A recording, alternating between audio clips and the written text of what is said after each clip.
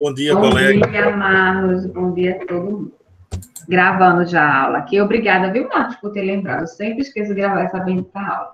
Daqui quando der 11, eu dou uma paradinha e gravo de novo para ficar 2 vídeos. Para poder ver se sobe para o YouTube. Então, vamos lá. A gente conversou semana passada sobre alguns assuntos no que diz respeito ao planejamento e o orçamento público. Nós vimos as leis que tratam sobre o orçamento, plano plurianual, a lei de diretrizes orçamentárias, a lei orçamentária anual de cada ente federativo. A gente teve um comentário excelente sobre os colegas que trabalham na área, que puderam falar um pouquinho da parte de despesa pública, como é que funciona, a gente vendo um pouquinho a teoria e eles comentando a prática, então foi muito enriquecedor a aula do nosso primeiro encontro, né? E aí, nós ficamos com uma pendência de conversar mais um pouco, a partir dessa aula de hoje, sobre precatório judicial, né? Acho que tem alguém até que trabalha com precatório, e a grande frustração das pessoas que têm precatórios para receber é a grande demora. E aí, exatamente, não, que os precatórios são um problema, principalmente os estaduais, né? Então, vamos colocar um pouco sobre o assunto de precatórios, para poder a gente discutir um pouco mais, para quem tiver mais dúvida, certo? No material está bem até sucinto, porque eu só ia pincelar, mas aí como vocês pediram para a gente se aprofundar mais um pouco, vamos conversar mais um pouco sobre isso, certo? Então, vamos lá. Primeira coisa, o precatório, eu vou até mostrar aqui minha tela, certo? Isabelle me mandou, acho que a Isabelle que me mandou. Ah, Jesus. Eu sei lá qual é a tela inteira.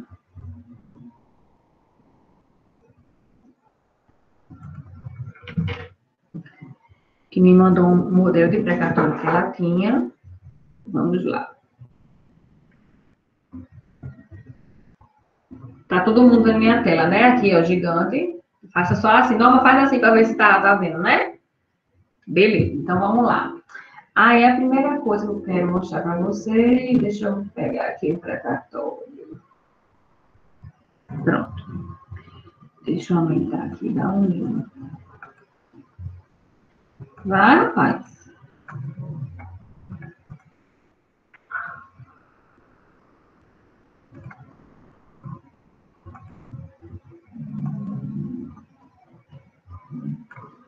Deixa eu ver se a letra fica menos feia.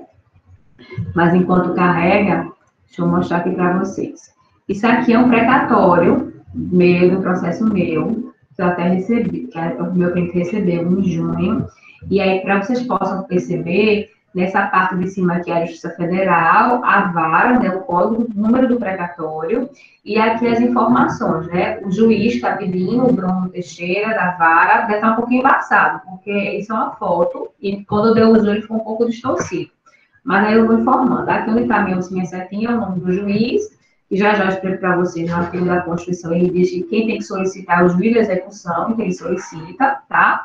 Ele fala do processo, o processo principal, né, de conhecimento que deu direito à pessoa, a execução, porque o precatório é uma forma de pagamento da administração, quem é que é o exequente, né? O juiz, e aqui geralmente são os valores, que está bem vizinho aqui a vista, mas eu já vou falar do outro, bem legal para vocês.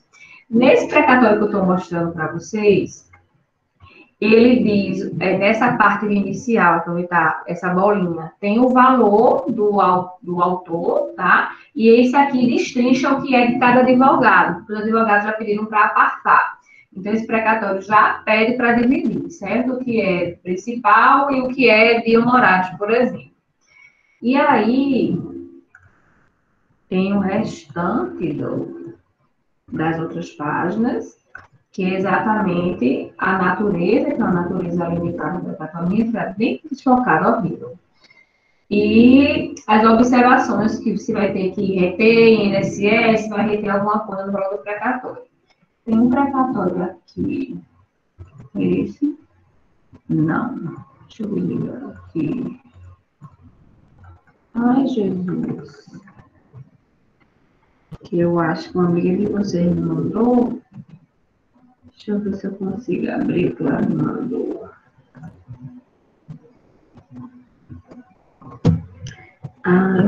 Coloquei aqui.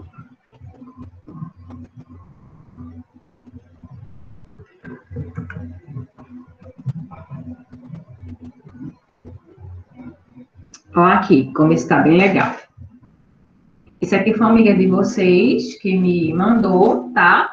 A dela também é uma vara federal, tá?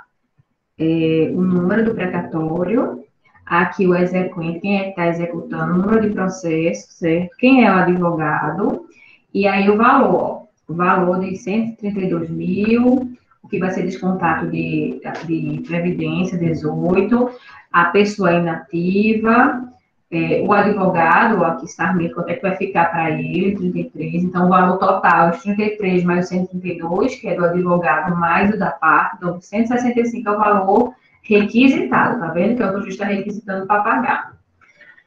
E aqui os dados da pessoa, né, do autor, com a empresa, para poder fazer o recebimento. Aí eu trouxe para vocês também aqui um negócio bem legal. Esse detalhamento aqui que eu não sei se todos vocês conhecem.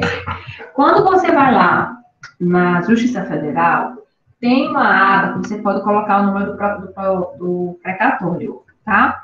E aí, isso aí é do meu, tá? Que também tá na parte de vocês como modelo. E aí, vê que legal. Ele tem todos os dados do processo, quem está requerendo, do escritório de advocacia, e ele tem, vou lá para baixo para se fazer o contrário. Ele tem o pedido do pagamento, ó, individualizado precatório, porque esse exemplo aqui era uma ação coletiva de vários autores, coletiva não, mas de vários litisconsortes. Aí, ó, quando foi por devagar do presidente, que é o presidente que paga o precatório, ficou concluído, ó, em 2018, até junho de 2018. E aí, ó, foi informado para poder pagar, ficou sob estado, concurso para decisão, e aqui, ó, exatamente os andamentos de pagamento, rastreabilidade. E aqui, cadê? Esse sobrestamento, só para vocês saberem que não é normal ter em precatório, mas é porque aqui a faculdade é uma ação da Universidade Federal da Paraíba, que eles recorreram e ganharam a tutela, por isso que ficou sobrestado, ficou suspenso o pagamento, tá? Mas, em regra, aqui, ó, um ano depois, em 2019, instituição financeira para pagamento do banco, Caixa Econômica, aí aqui é informativo, precatório liberado em abril de 2019, certo? Ou seja, sem alvará, vai receber direto como precatório. Correção de valores, por causa dos juros, multas, etc., foi efetuado o bloqueio, depositado em conta. André, essa conta é a conta corrente lá do autor? Não. É depositado em conta o quê? Foi bloqueado o dinheiro do precatório nas contas da União e já ficou disponível no CPF do autor. Então, nesse momento, ele se dirige à Caixa Econômica Federal, que a gente viu que foi o banco, fica entre Caixa Econômica e Banco do Brasil. E aqui, ó, estou sublinhando, depósito em conta. Então, em março do ano passado, ficou um ano depois, vamos ver lá embaixo a data, ó. Em junho de 2018, menos de um ano depois, ficou disponível depositado em conta. O meu cliente só recebeu agora, viu? Em junho desse ano. Por quê? Porque como a universidade recorreu, ela conseguiu bloquear esse saque. Mas se não fosse isso, ele poderia ter recebido, ó, em menos de um ano. E era precatório, ou seja, era um valor bem elevado, era 100 e tantos mil reais.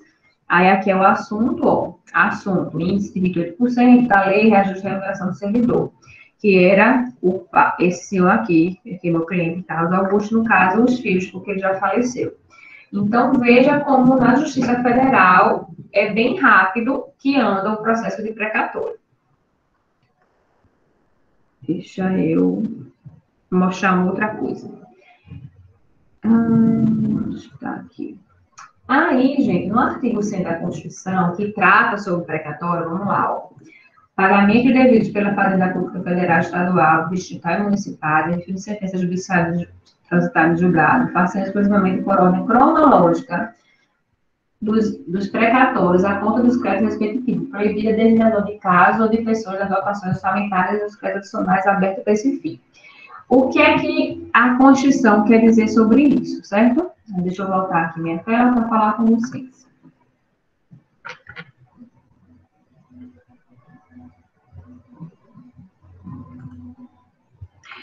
Pronto, voltei. O que é que a Constituição quer dizer sobre isso lá? Primeira coisa, quando você ganha uma ação de indenização, uma ação qualquer que envolve dinheiro, quando chega na parte de execução daquela sentença, de cumprimento daquela decisão, você vai pedir para pagar, para a parte pagar, ou você vai bloquear os bens daquela pessoa quando ela não paga. Quando a gente está falando da esfera pública, seja a União, Estado, Distrito Federal ou município, eu não posso bloquear esse dinheiro, assim, gratuitamente. Exatamente por quê? Porque eles têm toda uma legislação orçamentária, todo um planejamento que a gente já vem estudando desde o início da nossa aula. Então, como é que seria, como é que a administração paga essas sentenças que ganharam, né? Esses autores que ganharam as demandas? Exatamente através dos precatórios. Que aí, quando é em pequeno valor, que é o que está previsto no parágrafo 3º da Constituição, desse mesmo artigo 100, eu vou para o RPV, que é requisição de pequeno valor, que na esfera da União, ela é até 60 salários mínimos, que hoje, com salário de R$ 1.045, é mais ou menos 62.700. Na esfera dos estados, ela é até 40 salários mínimos, no município 30. Porém, esse mesmo artigo 100, ele fala que os entes federativos podem ter leis próprias sobre esse limite. Se todos os estados da federação já têm limites, né? Que vai até 40, mas eles podem definir limites um pouco menores ou maiores. E, por exemplo, São Paulo, há 2 anos atrás era R$ 28.000. Eu lembro que o Amazonas era R$ 33.000 há 2 anos atrás. Então, cada estado define, segundo o artigo da Constituição, pode definir o seu limite. Se ficar silente, vai ser 40 salários para os estados e 30 para o município. Tem município que ainda não fixou, não tem legislação própria fixando, então vai para a regra geral, que é até 30 salários mínimos. E na União, 60, que é mais ou menos 62.000, certo? E aí, o precatório, em regra, eu vou falar assim, em regra, porque já a gente vai falar um pouquinho sobre os problemas estaduais, é assim, até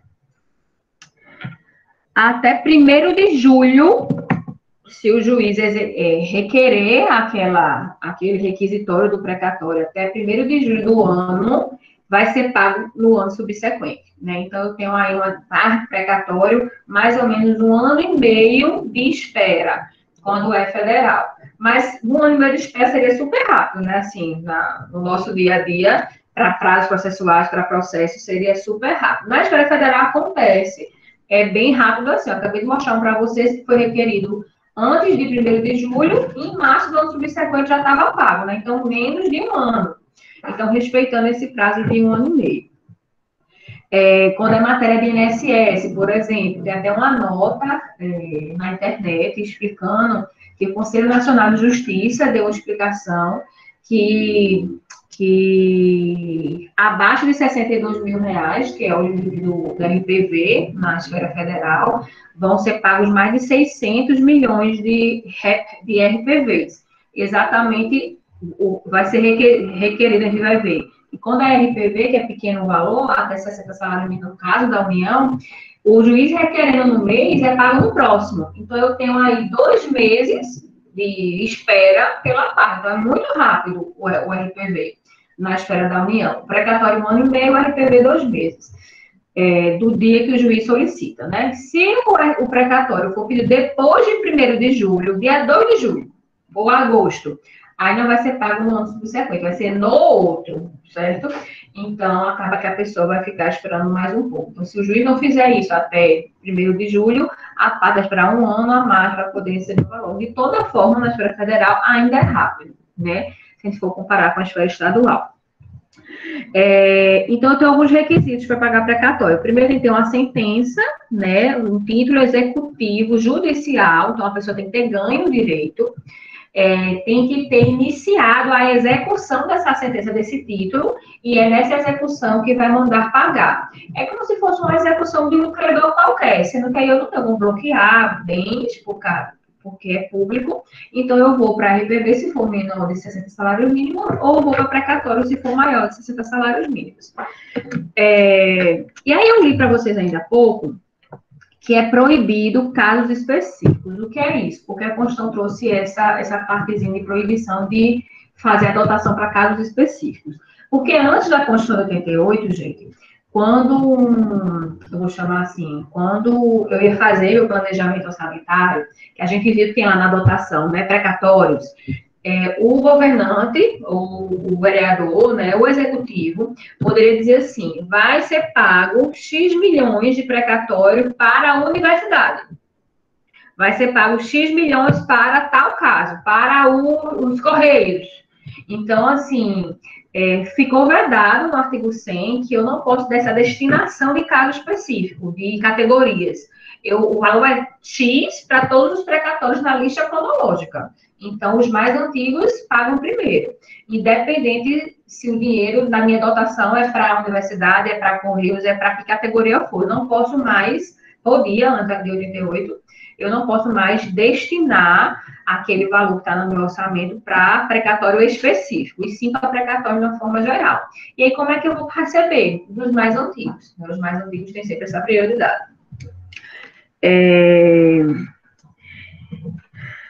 E aí... Professora.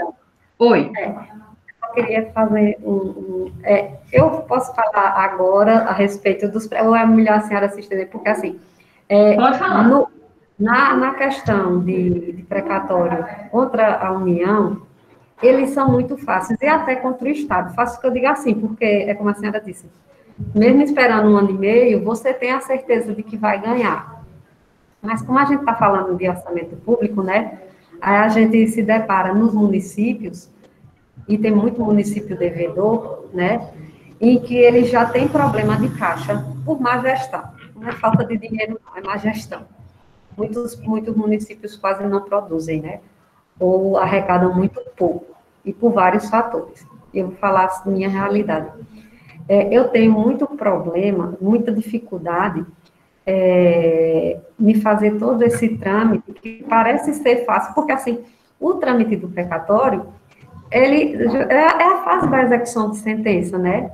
Então, assim, para a gente explicar ao cliente que a fase de inscrição do precatório, da conta dele já paga, já feita, de tudo, sem contestação, e se espera 4, 5 anos, eu tenho um precatório que está há 2 anos que eu tento escrever ele, e por falha na infraestrutura estadual do Tribunal de Justiça, eu não consigo escrevê-lo, porque o Tribunal de Justiça alterou todo o sistema de precatório, quando a gente migrou para o PJE, né? E aí, você entrava na fase de execução de sentença, apesar do processo ser físico, você entrava no processo virtual, né? A fase de execução de sentença tinha que ser toda feita na parte virtual.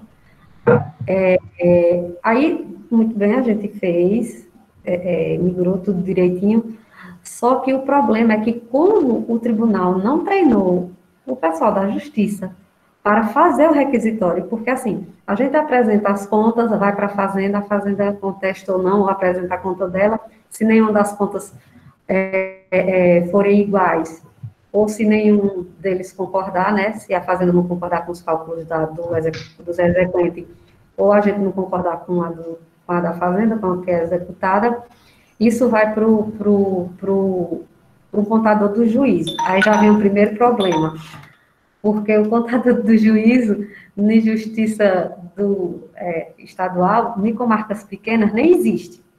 Aí o juiz nomeia um, até aí tudo bem. Ou se não, quando existe, é um servidor, que acaba sendo um servidor, deixa eu botar aqui no silencioso, de um servidor que acaba acumulando coisas e muitas vezes eles não entendem contabilidade. Ainda bem como a gente também tem dificuldade de entender contabilidade, porque os cálculos, principalmente para precatório, como geralmente são processos que duram 20, 30 anos, eu tenho um que está escrito, que ele tramita há 24 anos. Eu meio que herdei, porque foram dos meus tios que se aposentaram. Entendeu? Então, mas esse pelo menos está escrito. Mas eu lembro que ela perdeu 1 ano, ela perdeu de escrever em 1 ano, porque a chefe de secretaria, por não ter tido treinamento, ela não conseguia, porque para eles no PJE aparece uma tela totalmente diferente. A senhora mostrou aí ele preenchido já, inscrito. Mas para eles lá na tela, aparece um monte de informações que eles têm que colocar. E muitas vezes, como ele não tiver treinamento, eles não sabem colocar. Resultado, a gente perdeu a inscrição do precatório por 2 vezes, porque ela não soube calcular, não soube fazer os cálculos, não soube preencher, na verdade, porque ela não tinha de treinamento.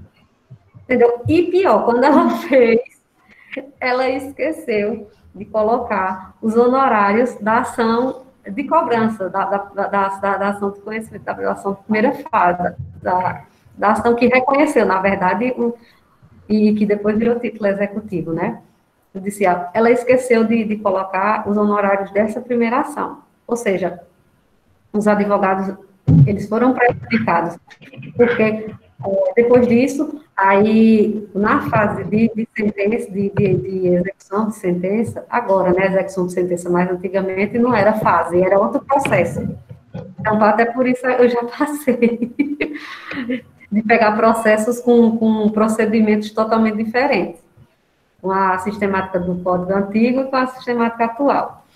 Então, na sistemática do Código de Processo Civil antigo, você tinha que dar entrada na execução e a fazenda, ela podia opor o embargo à execução. Aí paralisava tudo, porque ia se discutir, apesar de ter um rol do que pode se discutir no embargo à execução, mas o que a gente vê a nível de município é que, e é por isso que eu reclamo muito das gestões, porque como ela não tem um corpo técnico físico, como o Estado e a União, então, escritórios de advocacia, muitas vezes até pequenos, e eu não sei se muitas vezes tem essa parte de especialistas em fazenda pública, porque eu já peguei, assim, de erros, e olha que eu aprendi, assim, com meus tios que já faziam a execução dessa área.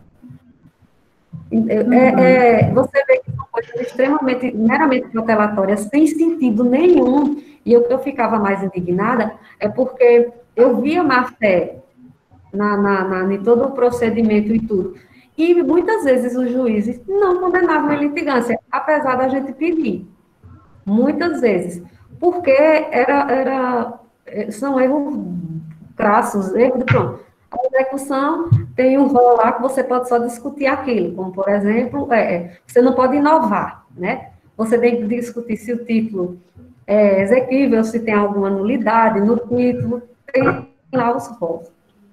Mas eles, na própria exceção, eu peguei casos agora que eles perderam prazo para um embargo e fizeram a exceção de pré-executividade.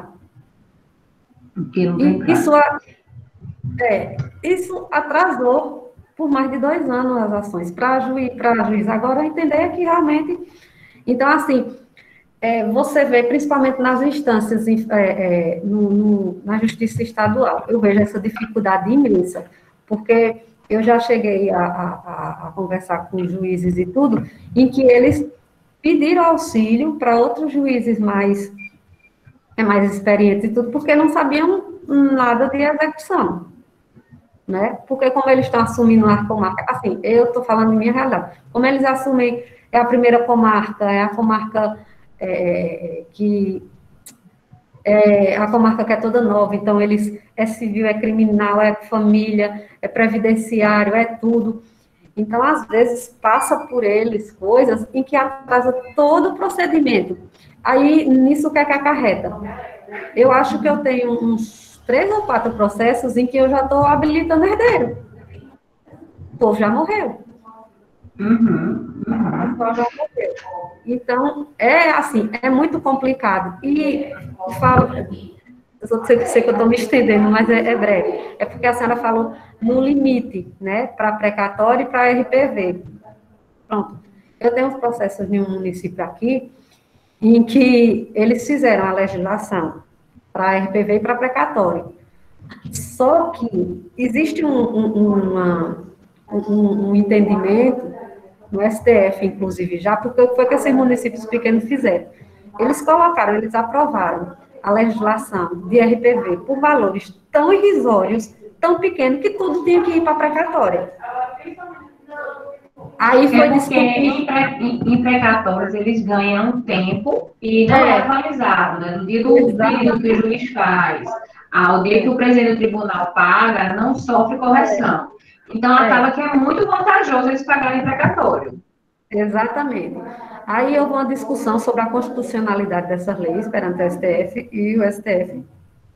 Até onde eu tinha pesquisado, mas já faz muito tempo. Infelizmente, eu não consegui essa semana pesquisar sobre o assunto que eu queria trazer para a aula. Mas o STF já tinha se pronunciado em alguns casos, né, isolados, em que e tinha declarado inconstitucional essas leis municipais. Por exemplo, a que eu conheço e que eu tenho em casos, ela aprovou a RPV de R$ 1.200.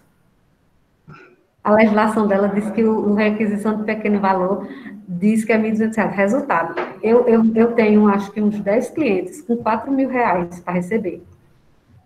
Esse povo vai para precatório. Exatamente. Não vai porque a gente começou a discutir exatamente isso e jogou para o juiz essas questões. Olha, o STF já está entendendo pela inconstitucionalidade de algumas leis municipais que são inconstitucionais por causa do civil que realmente se quer burlar, na verdade. Não se quer pagar, se quer dar calote. Né? E isso é uma bola de neve, porque acaba que o cliente não recebe, se muitos sucessores ficam com raiva, e com raiva até do escritório, às vezes eu já cheguei a presenciar isso e tudo, e não querem nem se habilitar. Deixam para lá. Aí, assim, para a fazenda, nesse caso, é vantajoso ela, assim, num termo não acadêmico, é vantajoso ela empurrar para a barriga, porque ela tem certeza que vai dar calote. Ela não quer honrar. E ela faz de tudo para honrar, para não honrar, né? E é complicado, é complicado. Entendi, Norma. Realmente, na esfera estadual e municipal é bem frustrante, porque ela não acontece rápida, como na União, que seria o exemplo dos decisões precatórias, né? Mas na União é assim porque o orçamento da União para isso é bem maior que o dos estados e municípios, né? Por isso que ela consegue cumprir o que está na Constituição. Os estados, eles não conseguem, realmente, aqui na Paraíba, em Pernambuco, pelo menos os estados que eu trabalho no Nordeste, nenhum segue esses prazos da Constituição. Os municípios, pior ainda. Por quê? Porque o que eles trazem no seu orçamento para precatório não consegue suprir as demandas, né? Então, eu tenho um precatório de 10 anos de idade e que só entrou na lista deste ano porque a pessoa é doente ou idosa, ou seja, está na prioridade, né? Na preferência não de antiguidade, mas na preferência de doença ou idade. E assim, eu tenho vários casos também de falecimento, que a gente precisa habilitar herdeiros, o que faz tudo demorar, mas eu queria só pontuar para os demais que estão assistindo, que você falou uma coisa só para a gente ponderar bem. O precatório, para você, o juiz da execução solicitar esse pagamento precatório, já está com trânsito em julgado. Então, você falou aí do processo de execução, mas esse é um momento que eu não estou com o precatório ainda na agulha, né? Eu estou discutindo os meus valores, ou seja, eu ganhei o direito e estou discutindo meus valores. Então, essa parte da contadoria, que aí os fóruns municipais, assim, fóruns mais distantes, né, municípios mais distantes, com marca mais distante, eu não tenho contadoria judicial, ou se tiver, não é especializado. E aí eu tenho toda a dificuldade em numerar esse meu direito, né, que eu ganhei, agora na execução eu tenho que trazer números. Na própria execução, tem os recursos cabíveis para impugnação de valores, para impugnação de multas, juros, enfim, tudo que está ali, nessa parte de quantificação. Mas não tem como não ter essa parte, tá? Eu confesso que eu mesma já precisei corrigir valores de execuções minhas que foram calculadas errados pela própria justiça, então, que quando a fazenda impugnou estava certo os cálculos da fazenda, então, a execução, ela serve para isso, para deixar redondo o montante, eu vou chamar assim.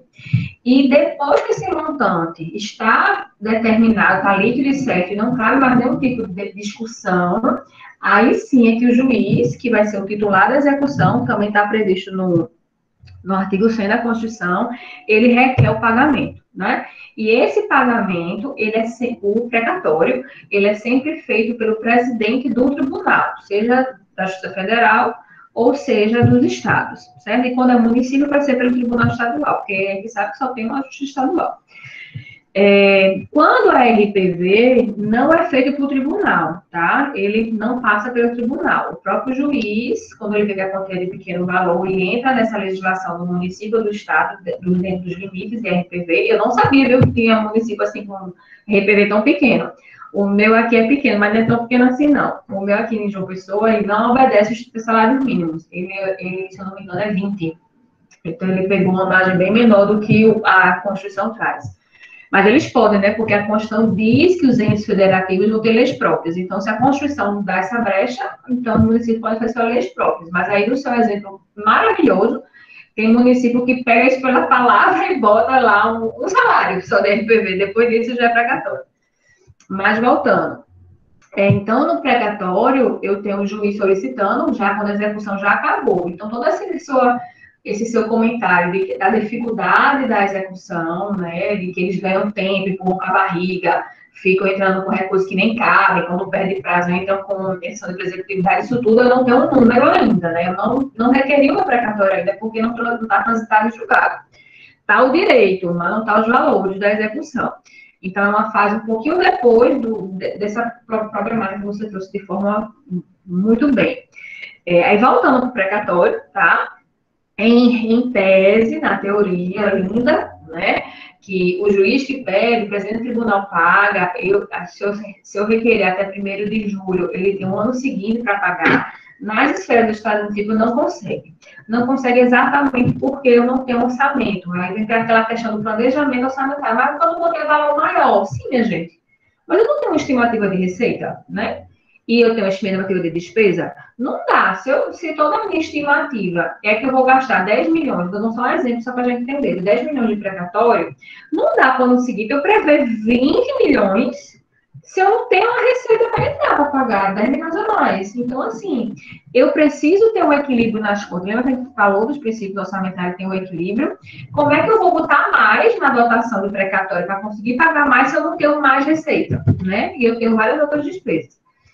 Claro que perpassa, como a Norma bem falou aqui, sobre desajuste mesmo do gestor, né?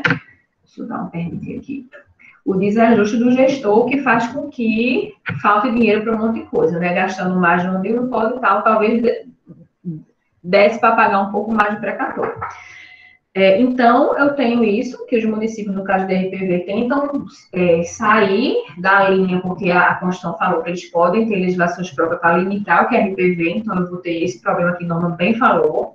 No precatório, sim, tem uma questão interessante que eu anotei aqui para não deixar de falar para vocês, que tem uma súmula do STJ já, a súmula chamada número 311, e do STJ, e a 711 do STF, que eles dizem expressamente que requisição de pagamento é um processo administrativo, né? E o que é que o STJ e o STF quer fazer com essas súmulas dizendo isso, né? Que não cabe recurso. Então, depois que eu transitou em julgado, depois que a minha execução começou e finalizou, depois que eu já tive toda essa parte recursal nesses momentos, mas que o juiz faz o requerimento de pagamento para o tribunal pagar, quando chega no tribunal, ele abre um processo administrativo de pagamento, que é isso que Norma também falou, que o povo é despreparado, principalmente agora no TJE, aqui mesmo na minha cidade, em João Pessoa, virou o caos. Porque quando era físico, eles tinham um formulário padrão, preenchia com os dados do processo, dado advogado, dado de valor, a contadoria mandava os valores, destrinchava o que era INSS, tal, e ficava essa folha pronta, né? Agora, com o PJE, que você tem que botar no sistema, o PJE não tem esses lugarzinhos igual do papel. Não abriram essa página, vou chamar assim. Então, acaba que fica informação faltante. Com informação faltante, o órgão não paga. Aí vai atrasando, por realmente super despreparados, e olha que eu estou aqui na capital, mas super despreparado. O PJE atrapalhou um pouquinho os precatórios, aqui também. Mas voltando para a súmula, né? Então, neste momento que o presidente vai pagar, ele monta um processo administrativo e a súmula do STF, agora 711, diz o seguinte, que não cabe recurso. O STF, como é STF, ela diz que não, nessa súmula, ela diz que não cabe recurso extraordinário. Mas o que é que ela quer dizer nesse contexto? Se é um processo administrativo, gente, não cabe recurso nem extraordinário, nem nenhum outro. Por quê? Para evitar que a Fazenda, seja União, Estados ou municípios, depois de terem recorrido no direito e na execução, ainda invente de botar recurso na esfera administrativa. Então, fica muito claro nessas duas súmulas que o objeto desse processo administrativo de pagamento é mandar pagar, certo? Mas não cabe mais nenhum tipo de recurso. Então, o que Norma falou dessa parte de embargo, tá? É tudo no momento de execução, que é antes de requerer o precatório. André, como resolver o problema da demora do pagamento precatório? Não tem como. Porque isso é uma questão orçamentária de planejamento, né, do gestor. Então, aqui na minha cidade, por exemplo, tem legislações específicas para isso, para pagar parcelado, né, tem direito, digamos, dos débitos do Estado, que ele pegou de precatório de X a X, aí deu a data, né, do que ele estava pegando dos antigos de 2000 a 2010, e ele vai pagar em 10 anos. Para a pessoa não receber nunca a quantia toda, vai pagar em 10 anos. Aí todo ano ele bota na dotação um pouquinho, para em 10 anos esses 10 serem pagos. Aí quem não está nessa leva, fica lá esperando os 10 anos. Aí quando acaba o dinheiro para esse, ele bota outra galera, os atrasados, e tanto a tanto, para pagar parcelado em 10 anos. Então aqui tem uma legislação específica tratando sobre isso. Então alguns estados fazem isso para diminuindo essa conta, né? Porque todos os anos ele precisa trazer na previsão orçamentária, na LOA, pagamento de precatório, certo?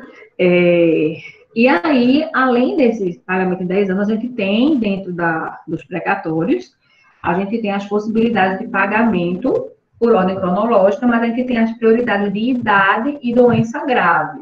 Ou seja, para essas pessoas que estão acima de 60 e para os doentes graves, que eles possam receber na vida, né? Então, ou seja, ele entra na lista na frente, vamos chamar assim, dos cronológicos. Mas, gente, eu tenho uns clientes que estão bem frustrados, que estão achando que a gente está roubando dinheiro. Eu cadê meu dinheiro, esse homem quer me dar, como se fosse eu, né? Claro que eu quero receber meus honorários, minha gente, eles não entendem isso. E ele tem uma que é doente e é mais de 60. Ela disse assim, eu não sou mais grave, não, do que um idoso, do que um doente, porque eu sou idosa e doente, sendo que não existe isso, né, gente? A categoria de você ir passar na frente, sendo idoso e doente, não tem como ser pior do pior, né? Ou é idoso, ou é doente, mas mesmo que for doente, vai passar na frente. E mesmo assim, sendo idoso e doente, ainda tem uma categoria enorme de gente idosa ou doença grave. Por quê? Foi o que Norma também falou no exemplo que ela tem. Como são processos antigos, processos de 10, 20, 25 anos, as pessoas já estão aposentadas ou muito doentes ou falecidas. Então, são processos antigos. Por isso que tem precatório, está na ordem cronológica, né? Então, acaba que todos são idosos. Então, acaba que você é prioridade, mas você tem uma lista enorme da prioridade. Aqui, na Paraíba, eu pago idoso e pago doença grave, certo? Devidamente comprovada a doença grave, e o RG da idade, mas tem limite, 40 salários mínimos. Então, se o seu precatório é de 100 salários mínimos, você vai receber 40. E o resto, Andréa? Eu tive um caso agora em maio, e o resto, já tem direito a 70 e poucos mil, só recebeu 40. 39 e pouquinho, porque quando foi para pagar o salário mínimo, não era nem R$1.000, então ela nem entrou nem para 1.045. E aí o resto vai para a filha normal. É como se o precatório dela fosse agora 2020, em vez de ser 2004. Então, ela vai agora para a lista normal. Ela não vai poder mais alegar de novo, sou velha de novo, para receber essa diferença, entende? Então, tem toda essa demora que muitos estados fazem legislações próprias para tentar pagar de uma forma, né, menos prejudicial, mas os estados e municípios realmente, por questões de dinheiro, não tem como pagar da forma que a Constituição manda, né? Que a Constituição permite. E só para a gente terminar esse assunto, Tem um chat aqui, deixa eu ver se alguém está fazendo alguma pergunta. Cadê?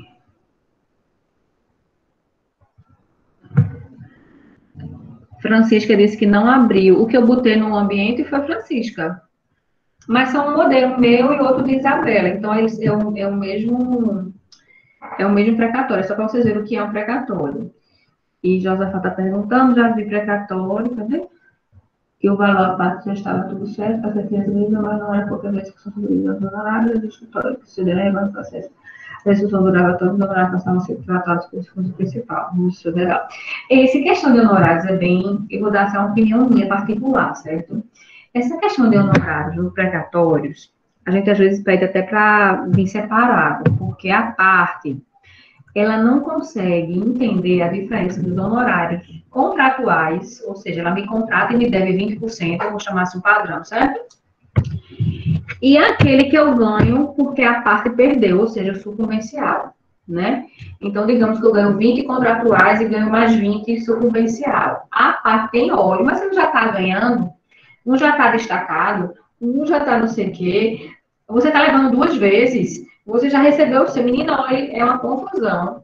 Por quê? Porque ele acha que esse sucumbencial, que é a parte que vai pagar como multa por ter perdido, ou seja, a sucumbência nada mais é do que uma punição para a parte perdedora, por ter feito anos de processo e perdeu. Então, toma aqui, advogado, uma indenização, né, um pagamento pelo trabalho que você teve, por ter insistido no erro, vamos dizer assim, né? Tanto é que sucumbência é mensurado de acordo com os anos do processo, com a complexidade do trabalho, etc. E o cliente acha que isso já está pago, sem ser o contratual. Então, eu sempre peço para o juiz, quando é possível, né, destrinchar o nosso pagamento, porque senão, menina, nós vamos receber no banco é que leva calote. Eles não querem pagar. E se o precatório é alto, os honorários também são altos. Então, eles ficam com pena de dar aquele dinheiro todo ao advogado, né? Então, se vocês forem ver esse modelo que está no ambiente, geralmente, no que eu juntei e no que a amiga de vocês me mandou, acho que foi tu, não, quem mandou ou foi a Isabela? Não me lembro quem mandou, acho que foi a Isabela que me mandou esse modelo precatório. Foi a Isabela, foi. Foi a Isabela, né? Pronto. Esse modelo está lá, o destrinchado que é para o advogado, exatamente para não ter essa dor de cabeça, né? Já é permitido esse desconexão dos honorários. E só para terminar esse assunto, Oi. Só mais uma coisa, Ju. E ainda tem mais. Eu tive um caso em que a Fazenda recorreu tanto, tentando enviar para o STJ, né? E ela conseguiu, né? Depois de muito embargo, ela conseguiu, no embargo de declaração, para questionar e levar para o STJ. O STJ nem conheceu, porque era meramente protelatório. Então, além dos honorários da ação principal e dos honorários da execução, que ela também perdeu, o STJ condenou a outros honorários por protelar. Então, quando você junta tudo isso, os clientes, eles cismam mesmo, porque ele pensa que o advogado está ganhando mais do que ele nas ações, porque quando você vai juntar com os honorários contratuais, muitas vezes fica um valor considerável, mas ele não vê que você passou, no caso desse meu tio mesmo, com 24 anos, que ele vinha militando, adoeceu, é doente grave e tudo, e não recebeu. Sobre o honorário, eu queria até comentar com vocês uma coisa que eu faço, certo? Mas não precisa fazer igual a mim, mas essa é uma questão mesmo de ética minha. Não sei se é de ética, mas enfim, vou explicar para vocês o que é para vocês entenderem a logística. Muitas vezes o magistrado, eu sou até frustrada com isso, tá? Eles, agora com o CPC novo, eles estão proibidos de fazer isso, mas o magistrado, em regra, tem que fixar um horário de sucumbência que varia de 5% a 20%, né? De acordo com a complexidade, de acordo com os anos de trabalho e tal. Sendo que antes do CPC novo, ele podia fixar em valor. Então, por exemplo, eu já tive o processo de ganhar muito dinheiro, era consórcio meu, sou da Justiça Federal, e que o juiz fixou em R$ 1.000 a sucumbência, porque ele disse que não teve trabalho nenhum, que era uma tese batida, já conhecida da população, e que não teve trabalho de nada, mesmo o processo durando, sei lá, 5 anos. Então, ele fixou em R$ 1.000. Eu tive R$ 1.000. Ou muito, eu já tive um fixado em 300 Pronto, pronto. reais. Eu já tive dessas pérolas dos magistrados. Agora, se fosse um sobrinho, um filho advogado, ia fixar em 20, né? Mas, enfim, eu tenho essas minhas frustrações de alguns magistrados que, ou que a gente ganha em primeira instância 10 e no tribunal baixa. E o que eu quero dizer a vocês com isso? É que eu tenho uma forma minha de que, se eu vou recorrer para o cliente, o direito dele, eu aproveito e recorro da minha sucumbência também, né? Então, por exemplo, se ele fixou em 5, eu tento aumentar para 10, para 20, mostrando todo o trabalho, tal, tal. Se ele fixou na época, fixou em 500 reais, 1.000 reais, eu tentava sempre recorrer para aumentar. Sendo que eu cheguei numa situação de que o direito do meu cliente foi 100% reconhecido, então não tinha nada para recorrer dele, mas os meus honorários, ó, 500, 800, 1.000 reais, nem me lembro, não foi nem porcentagem. Se fosse 1% ainda era bom para mim, mas foi assim, 1.000 reais, alguma coisa assim. E quando eu dividisse com o meu sócio, tirasse imposto, não sei o que, ia dar nem 300 para cada um. E aí eu fiquei naquela dúvida, né? Recorro só para sucumbência, vou atrasar o processo desse meu cliente, né? Esse pagamento, esse recebimento, anos, ou eu aceito isso para meu cliente se ver satisfeito logo com o direito dele, porque o direito dele tinha sido aceito tudo. E o réu, né? Porque se o réu fosse recorrer, eu recorrer adesivamente, mas também o réu também não ia recorrer, porque eu tinha falado que ele ia aceitar a condenação. E aí eu me vi nessa situação e o que é que eu fiz? Muitos não fazem, tá, gente? E o direito é para não fazer mesmo. Você tem direito até 20, então você pode recorrer sobre mandatos judiciais. Eu aceitei a mixaria lá que o juiz decidiu, mas para não prejudicar o meu cliente em relação a tempo, porque o processo já é tão demorado, já é tão lento, já é tão tudo, eu não queria perdurar isso por mais anos por causa de mim. Embora eu pudesse, entendeu? Embora eu pudesse brigar até Brasília sobre o meu caráter alimentar dos honorários, mas eu não queria fazer isso com o meu cliente. Então, assim, fica só a dica. Oi, Jorge. Oi, Jorge. Veja só, professora, nesse seu caso, a senhora não poderia só recorrer da sua sucumbência e deixar a parte que não é controversa, no caso, o direito do seu cliente, já transitar em julgado e executar essa parte do seu cliente e a sua sucumbência ficar ainda subjúdice? Porque, inclusive, eu estava fazendo um curso de execução avançada nesse período de pandemia. Aproveitei para estudar um pouquinho. E eu vi realmente isso. Que, exemplo, se tiver alguma questão controversa, você pode recorrer dessa questão controversa, transitar em julgado a parte que não é mais controversa e, inclusive, executada já. Eu faço isso.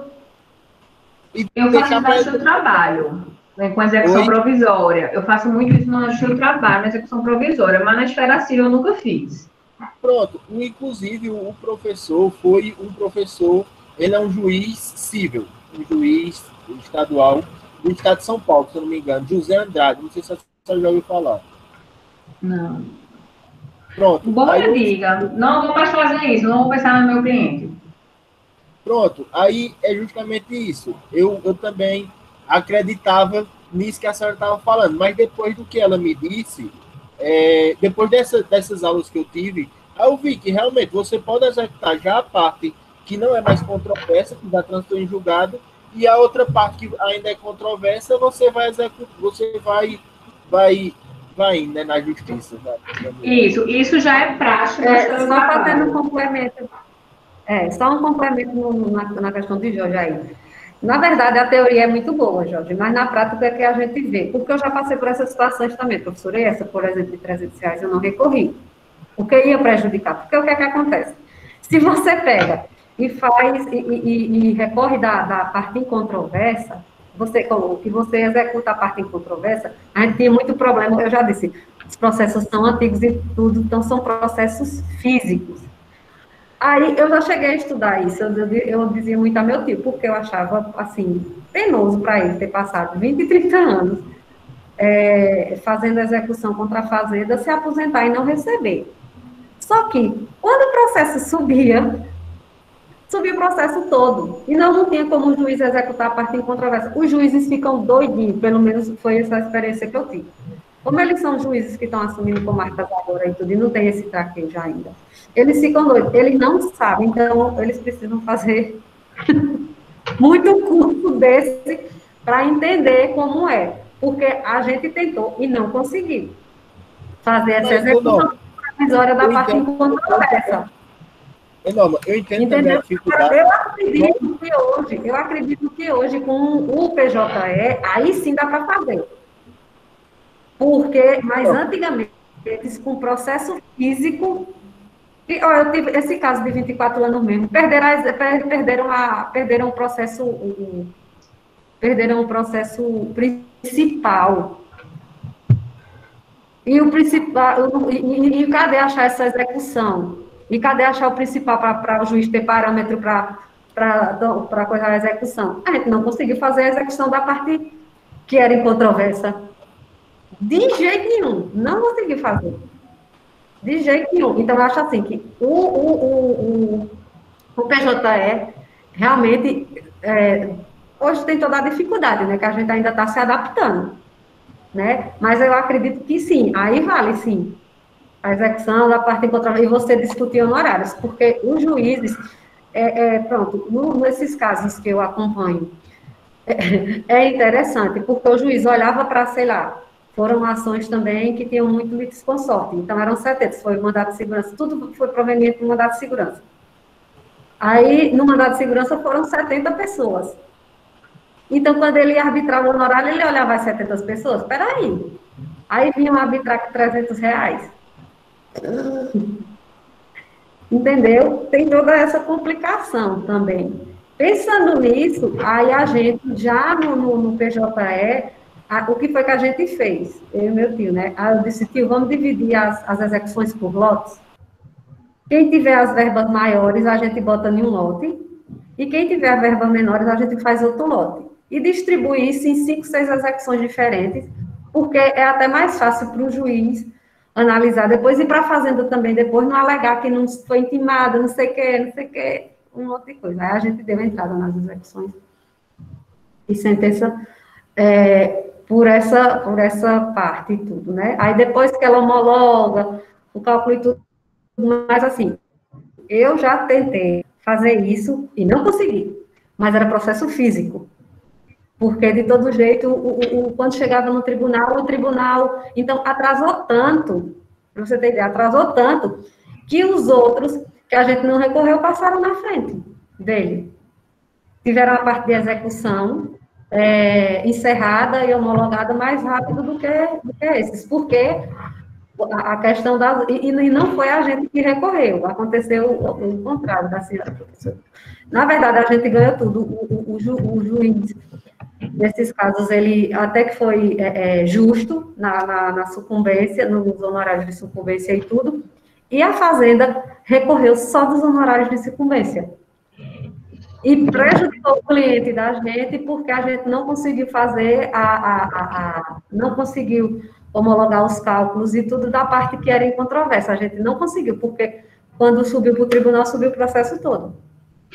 Como eu disse, eu consigo muito fazer execução provisória no Justiça do Trabalho. Aqui sempre foi virtual, mesmo antes do PJE.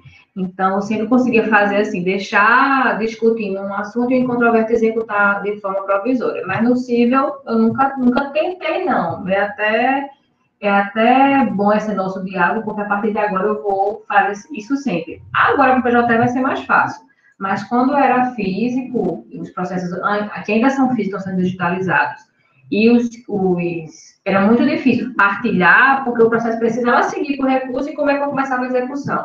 A não ser que eu fizesse uma instrução total, mas antes não eram os próprios autos da execução, como é que eu executar a parte em controvérsia. Agora não, é autos apartados, é PJE, é mais fácil fazer isso, que Jorge aprendeu na aula dele, né? Mas antes não era fácil, não. Era quase que impossível fazer esse destrinche. Não impossível, mas a gente queria fazer tipo um agravo de instrumento, toda instrução processual para executar provisoriamente, enquanto o recurso subia cada honorário. Então, na época, eu preferi com o meu sócio a gente abandonar para não ter o cliente prejudicado. Vamos para frente, né? Eu vou... Terminado, assim, eu tenho só mais um assuntinho sobre precatório para a gente finalizar e continuar o nosso assunto, aí eu vou parar o vídeo e gravar de novo, certo? Eu acho que não precisa nem sair, é só parar a gravação e depois gravar de novo. Somente finalizar sobre precatórios empresas públicas e sociedade de economia mista. elas pagam por precatório ou elas pagam normal, como uma empresa normal, bloqueando conta, dando prazo de pagamento, etc. Vamos lá. Em regra, ela paga normal. Normal que eu digo, o juiz dando prazo de 15 dias, sob pena de bloqueio, tal, como se fosse um réu, sem ser a fazenda, né? Mas existe uma exceção que já foi decidido em recurso extraordinário pelo STF, que eu quero trazer para vocês, para conhecimento de vocês. Quando é que empresa pública e sociedade economista mista paga através de precatório, certo? Quando ela preencher 3 requisitos. O primeiro requisito, quando o serviço que ela presta for público e do Estado. Então, banco, Caixa Econômica e Banco do Brasil, que é misto, o serviço que ele presta é específico do Estado? Não, né? Tem bancos privados, então ele mesmo não se enquadraria. O serviço precisa ser público do Estado. Segundo requisito, a empresa pública ou sociedade de economia mista não pode trabalhar em forma de concorrência, ou seja, não pode ter empresa privada que faça concorrência com ele. Por quê? Porque pagar em precatório para economia mista ou empresa pública é muito mais vantajoso, porque os juros congelam, a correção e tal. E lá o concorrente, se tiver um débito na justiça, vai ter que pagar com juros honorários, Selic, o que for. Então, é desleal colocar empresas concorrentes com esses parâmetros totalmente mais benéficos para a economia mista. Então, quando ele tem concorrência de empresa privada, ele também não pode entrar em precatório, ele paga na modalidade normal, certo? E o terceiro requisito que ele precisa preencher é não obter lucro. Ele não pode obter lucro. Ou seja, se eu presto um serviço que é típico do Estado, eu não tenho concorrência com empresa privada, eu executo esse serviço sozinho, e eu posso até obter lucro, mas como consequência da minha atividade, sem ser o objetivo e fim dela mesma. Por exemplo, André, não estou entendendo nenhum que se enquadraria nisso. Eu explico. As empresas que trabalham com saneamento e esgoto, né? Geralmente elas são economia mista e elas se enquadram, inclusive a decisão da STF foi exatamente um extraordinário sobre a empresa de saneamento, a economia mista de saneamento. Se vocês quiserem o recurso, depois eu dou o número a vocês, tá? Eu tenho aqui anotado. Que ela preenche requisito porque é público do Estado, né? Saneamento e abastecimento. Elas não têm concorrência, geralmente elas são empresa do Estado todo, então não tem concorrente que faça saneamento na cidade ou no município, e elas até lucram os diretores, né? Mas não é esse o objetivo é a prestação do serviço público. Então, geralmente, elas, em caso tiverem ações, transitadas de julgado de pagamento, podem entrar em precatório se preencher esses 3 requisitos. Não preencheu um deles, aí vai para a regra geral de pagamento como se fosse uma empresa normal, de pagar em 15 dias, sob pena de ter as contas bloqueadas e tal, e aí vão ter que fazer o pagamento tradicional, vou chamar assim, né? Sem entrar na Constituição, sem entrar nos precatórios. Se alguém falou alguma coisa, deixa eu só ir buscar. Os Correios é por precatório. Exatamente, porque por mais que ele tenha lucro, ele não visa 100% o lucro. Ele presta o serviço que seria do Estado, né, da correspondência, não tem concorrente, e também a obtenção de lucro é uma consequência. Então, o Correio seria precatório, sim. Vamos lá, vou só parar aqui um pouquinho a gravação para a gente voltar. Interromper a gravação.